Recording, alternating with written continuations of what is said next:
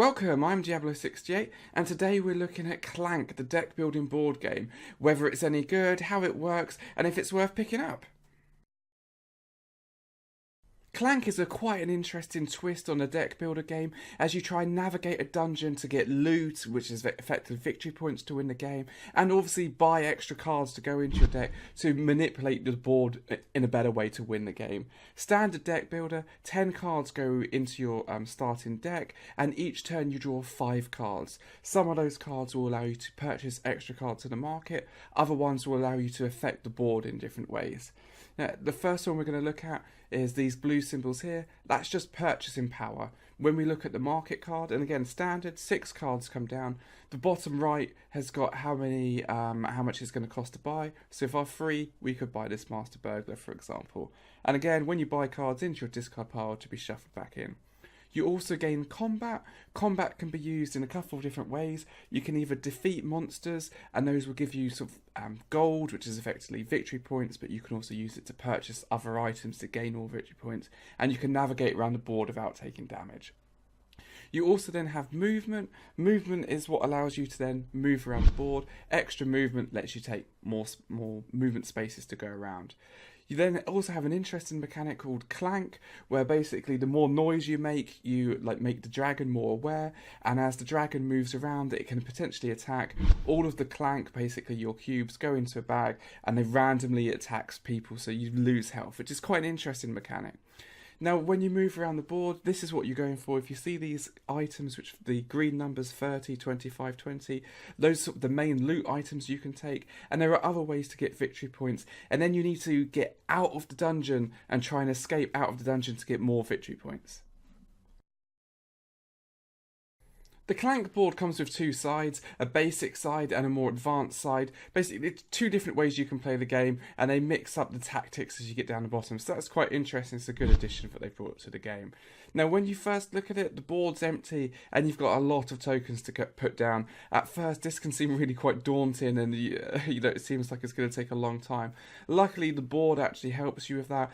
Every single sort of section on the board tells you exactly what you need to put down there. So really, you just need to match the tokens to where they have to go on the board. With everyone chipping in, it doesn't take too long to start putting all of these tokens down. Like you can see here, the 15 goes on the 15, big question mark on a big question mark.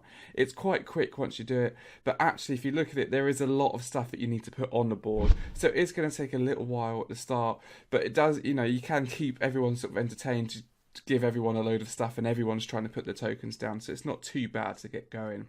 Once everyone's chosen the colour and they've got all of their sort of tokens, and you've got the dragon bag out, you then get to the more standard bit of having a deck builder, and that's the fact that you've got cards which can always be purchased, and then you have 6 cards which come down for the market. So you'd shuffle your main market deck, and then you have that ready to go to buy additional cards later. And then, like I say, you've also got the addition of the other cards, and then you're ready to go.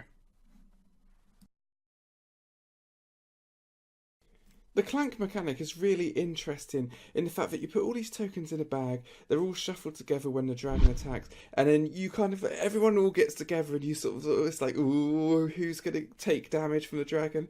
It's really quite fun and interesting, but keeps it going. And if you get unlucky, you get unlucky. It's just one of those fun things that goes on with the game. And it's interesting the fact that if you're below this green line, so deeper in the dungeon, if you die, then you lose all the points. If you're above it, you still score the points you have. But what you really want to do is escape and get additional bonus points as well. And the first person who escapes starts the end of the game. It's just a fun way that they've done it. As for the strategy as the deck builder part, there are certain cards which sort of focus your strategy a bit more, such as the wizard here lets you get extra victory points from secret tomes, gives you an option. You're obviously also looking to try and get movement, combat, a balance of being able to purchase additional cards so that you can manipulate the board as you go along. So as all good deck builders, it gives you a few different options to go through and try and sort of synergize your deck to some point. When it actually comes to the board, what's quite interesting is the fact you have these different paths, so you might see where your opponents are going, try and take a different route to achieve what you want. The market in the middle has got a few select different cards you can buy, and you want to try and maybe strategically buy those before your opponents. The same with the relic things you have down here. Somebody might be going for the 30, you might try and grab the 25. It's interesting, whilst you also want to try and choose the right time to try and escape the dungeon and start the end of the game if you think it's best for you. The market deck in Clank is really quite good. I've played through this quite a few times, and each time it's still interesting to go, oh, that card, or that one's come down, or you still see something and you go, oh, I haven't seen that one before. You know, it's quite interesting to go through it. They've done quite a good job of that. The board is interesting, and it's quite fun. But I really like the aspect of the dragon attack. You delve into the bag, and it brings everyone together. Everyone sort of pauses for a second, and you have like a communal, ooh, who's going to take damage from the dragon? You know, it does have the random elements, which, with all of these question marks, which can add to the randomness of the game.